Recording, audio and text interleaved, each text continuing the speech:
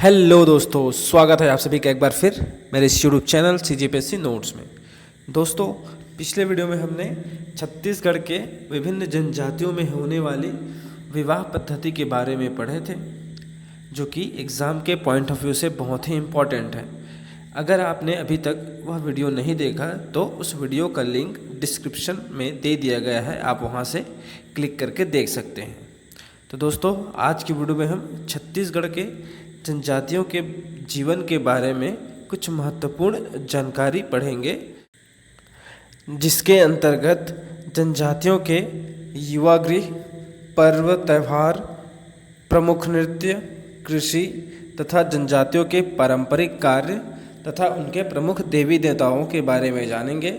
दोस्तों, जनजाति पाठ से एग्ज़ाम में 5 से 10 क्वेश्चन हर बार पूछे जाते हैं, तो एग्ज़ाम के पॉइंट ऑफ व्यू से यह टॉपिक बहुत ही इम्पोर्टेंट है। तो चलिए शुरू करते हैं आज का वीडियो। जानते हैं छत्तीसगढ़ के जनजातियों के पारंपरिक जीवनों के बारे में। तो दोस्तों, चलिए जानते हैं छत्तीसगढ़ के जनजातियों के पारंपरिक जीवन के बारे में, जिसके अंतर्गत सबसे पहला है जनजातियों का युवा गृह। दोस्तों, जनजातियों में जो है युवा गृह का परंपरा रहा है। युवा गृह जो है घास फूस से बना एक झोपड़ी या मकान होता है, जो कि गांव के बीचों बीच या जंगल के पास स्थित होता है। युवा गृह जो है जनजातियों के लिए एक प्रमुख सामाजिक संस्था है, जहां से अविवाहित युवक युवतियां सामाजिक रीति रिवाज और परंपराओं से संबंधित ज्ञान का जानकारी लेते हैं तथा युवा गृह के माध्यम से वे समाज के विकास में भी अपना योगदान प्रदान करते हैं। तो चलिए जानते हैं कि किस जनजाति का युवा गृह का क्या नाम है, जो कि एग्ज़ाम में हर बार 2 से 3 क्वेश्चन पूछे जाते हैं। मुड़िया जनजाति का युवा गृह का नाम घोटुल है। उराव जनजाति का युवा गृह का नाम धुमकुरिया है।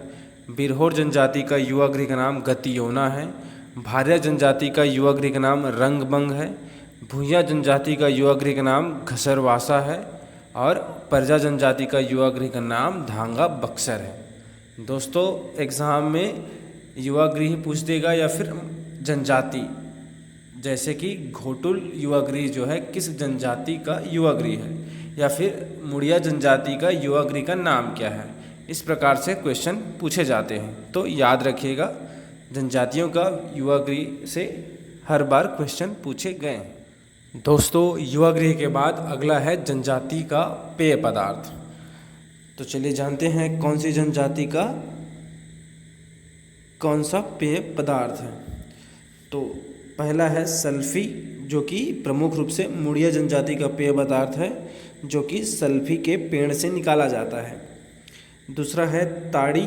ताड़ी जो है बैगा जनजाति का प्रमुख पेय पदार्थ है, जो कि ताड़ के वृक्ष से निकाला जाता है। छिंदरस। छिंदरस जो है माड़िया एवं अबुझ माड़िया का प्रमुख पेय पदार्थ है, जो कि छिंद के पेड़ से निकाला जाता है। हांडिया कोरवा और उरांव का प्रमुख पेय पदार्थ है, जो कि चावल से बनता है। पेज, जो कि गोंड जनजाति का प्रमुख पेय पदार्थ है, यह भी चावल से बनता है। कोसमा, जो कि उरांव का प्रमुख पेय पदार्थ है। तो दोस्तों, एग्ज़ाम में यह पूछा गया है कि हांडिया जो है किस जनजाति का पेय पदार्थ है, तो याद रखिएगा हांडिया जो है कोरवा और उराव जनजाति का पेय पदार्थ है। दोस्तों, पेय पदार्थ के बाद अगला टॉपिक है जनजातियों का स्थानांतरित कृषि, जो कि भारत में इसे झुम कृषि कहा जाता है। कृषि जो है जनजाति अपने आर्थिक दृष्टि को सुधारने के लिए जगह जगह एक स्थान से दूसरे स्थान कृषि का कार्य करते हैं, जिसे स्थानांतरित कृषि के नाम से जाना जाता है, जो कि सभी जनजातियों में इनका नाम अलग अलग है, जो कि एग्ज़ाम में कई बार पूछा गया है। तो चलिए जानते हैं कौन सी जनजाति का कृषि का क्या नाम है। तो सबसे पहला है बैगा जनजाति का स्थानांतरित कृषि का नाम है बेवार, जो कि एग्ज़ाम में कई बार पूछा गया है कि बेवार स्थानांतरित कृषि किस जनजाति का है। तो याद रखिएगा, बैगा जनजाति का स्थानांतरित कृषि का नाम है बेवार। कमार जनजाति का स्थानांतरित कृषि का नाम है दाहिया। अबुझ माड़िया का स्थानांतरित कृषि का नाम है पेद्दा। कोरवा जनजाति का स्थानांतरित कृषि का नाम है देवारी। गोंड जनजाति का स्थानांतरित कृषि का नाम है धरिया या बेवार। भतरा जनजाति का स्थानांतरित कृषि का नाम है दहिया। तो दोस्तों स्थानांतरित कृषि के बारे में इतना ही एग्ज़ाम में पूछा जाता है, तो याद रखिएगा जनजातियों की स्थानांतरित कृषि के बारे में इतने ही क्वेश्चन पूछे जा सकते हैं। दोस्तों चलिए जानते हैं छत्तीसगढ़ में जनजातियों का पारंपरिक कार्य। पारंपरिक कार्य अर्थात जनजातियों द्वारा जीविकोपार्जन के लिए किया गया एक विशेष कार्य, जो उस कार्य के वजह से उस जनजाति का एक विशेष महत्व होता है। तो चलिए जानते हैं कि कौन से जनजाति में कौन कौन से पारंपरिक कार्य हैं जो उनके महत्व को दर्शाते हैं। तो सबसे पहला है अगरिया जनजाति, जो है लौह शिल्प कला के लिए जाना जाता है। बैगा जनजाति जो है, बैगा जनजाति को मेडिसिन मैन कहते हैं। यह औषधि के बारे में जानकार होते हैं, जो कि रोग निवारण में सहायता करते हैं। तो याद रखिएगा बैगा जनजाति को मेडिसिन मैन कहा जाता है।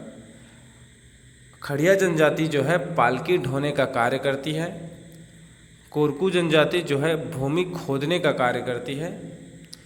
खैरवार जनजाति जो है खैर वृक्ष से कत्था निकालने का कार्य करती है, जो कि एग्ज़ाम में कई बार पूछा गया है कि कत्था निकालने वाला जनजाति का नाम क्या है। तो याद रखिएगा कत्था निकालने वाला जनजाति जो है खैरवार जनजाति है, जो कि खैरवार वृक्ष से कत्था निकालने का कार्य करती है। पारधी जो है काले रंग के पक्षी का शिकार करते हैं, जो इनके जीविकोपार्जन का साधन है। तो दोस्तों छत्तीसगढ़ की जनजातियों का पारंपरिक कार्य, जो कि एग्ज़ाम में इसी में से क्वेश्चन पूछा जाता है। कंवर जनजाति जो कि सैन्य कार्य करते हैं या सैनिक कार्य करते हैं, जो उस जाति का एक विशेष महत्व है। भतरा जनजाति जो है सेवक का कार्य करती है, क्योंकि भतरा का शाब्दिक अर्थ है भृत्य, भृत्य यानी सेवक। तो याद रखिएगा पेपर में आया हुआ क्वेश्चन है कि सेवक का कार्य कौन सी जनजाति करती है। तो याद रखिएगा भतरा जनजाति जो है सेवक का कार्य करती है। कमार जनजाति जो है बांस शिल्प कला के लिए जानी जाती है। कोल जनजाति जो है कोयला खोदने का कार्य करती है। दोस्तों याद रखिएगा कोल से कोयला खोदने का कार्य करती है कोल जनजाति। फिर है हल्बा जनजाति जो है कृषि कार्य करती है, जो कि इनका पारंपरिक कार्य है। कंडरा जनजाति जो है बांस का बर्तन बनाने का कार्य करती है।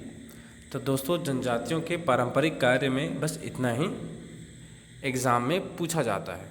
तो दोस्तों चलिए जानते हैं जनजातियों में देवी देवताओं के बारे में, जो कि जनजातियों में एक विशेष महत्व है। तो चलिए जानते हैं कौन सी जनजाति किस देवी देवता का पूजा करते हैं। तो सबसे पहले कंवर जनजाति, जो कि सगराखंड देवता का पूजा करते हैं। मुड़िया जनजाति अंगा देव के पूजा करते हैं। कोरवा जनजाति जो है खुड़िया रानी देवी का पूजा करते हैं। उराव जनजाति जो है सरना या सलना देवी की पूजा करते हैं। गोंड जनजाति जो है दुल्हा देव की पूजा करते हैं, तथा बैगा जनजाति जो है बुढ़ा देव की पूजा करते हैं, तथा भतरा जनजाति जो है शिकार देवी की पूजा करते हैं। तो दोस्तों जनजातियों में देवी देवताओं के बारे में क्वेश्चन पूछा जा चुका है, तो याद रखिएगा। तो दोस्तों चलिए जानते हैं जनजातियों के विशेष पर्व, त्यौहार और महोत्सव के बारे में, जो कि जनजातियों का एक विशेष महत्व है। सबसे पहला है बीज बुहानी पर्व, जो कि यहाँ पे गलत लिखा हुआ है। बीज बुहानी पर्व जो है बीज बोने से पूर्व मनाया जाता है कोरवा जनजातियों के द्वारा। तो याद रखिएगा बीज बुहानी जो है कोरवा जनजाति द्वारा मनाया जाता है बीज बोने से पूर्व। दूसरा है दशहरा बस्तर का दशहरा, जिसमें दंतेश्वरी देवी की पूजा की जाती है।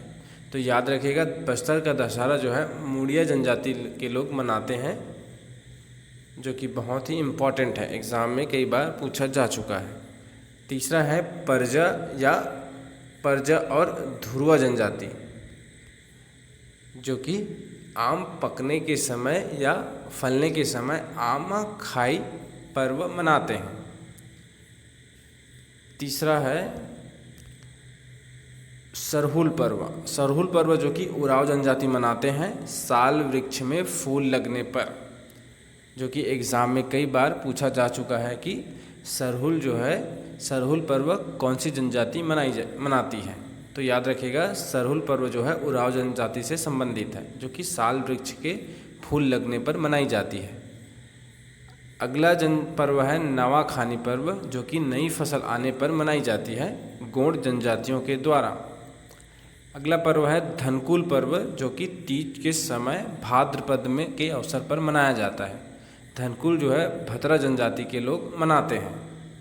तो याद रखिएगा दोस्तों, इसमें सरहुल और धनकुल पर्व एग्ज़ाम में पूछा जा चुका है। ककसार पर्व। ककसार पर्व जो है अबुझ माड़िया जनजाति मनाते हैं। अबुझ माड़िया के आदिवासी युवक युवतियाँ जो है इस पर्व के समय अपने जीवन साथी का चुनाव करते हैं। तो याद रखिएगा ककसार पर्व जो है अबुझ माड़िया जनजाति से संबंधित है। उसके बाद है लारूकाज। लारूकाज पर्व जो है गोंड जनजाति द्वारा मनाई जाती है, नारायण देव की पूजा करते हैं।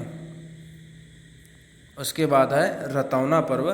रतौना पर्व जो है बैगा जनजाति मनाती है, नागा बाबा की पूजा करते हैं। अगला पर्व है दियारी पर्व, जो कि बस्तर में सभी जनजाति के लोग मनाते हैं दिवाली के समय या दिवाली के पश्चात दियारी पर्व मनाते हैं बस्तर के लोग, जो कि एग्ज़ाम में कई बार पूछा जा चुका है। अगला पर्व है कोरा पर्व, जो कि कोरवा जनजाति मनाती है फसल के काटने के बाद। अगला पर्व है माटी तिहार पर्व, जो कि सभी जनजातियां मनाती हैं, जो कि जिसमें पृथ्वी की पूजा की जाती है। तो दोस्तों आज की वीडियो में बस इतना ही। आज के टॉपिक से एग्ज़ाम में कई बार 5 से 10 क्वेश्चन पूछे जा चुके हैं, तो याद रखिएगा यह बहुत ही इम्पॉर्टेंट टॉपिक है। अगर मेरा यह वीडियो आपको अच्छा लगे तो लाइक, कमेंट, शेयर और सब्सक्राइब ज़रूर करें। धन्यवाद। जय छत्तीसगढ़।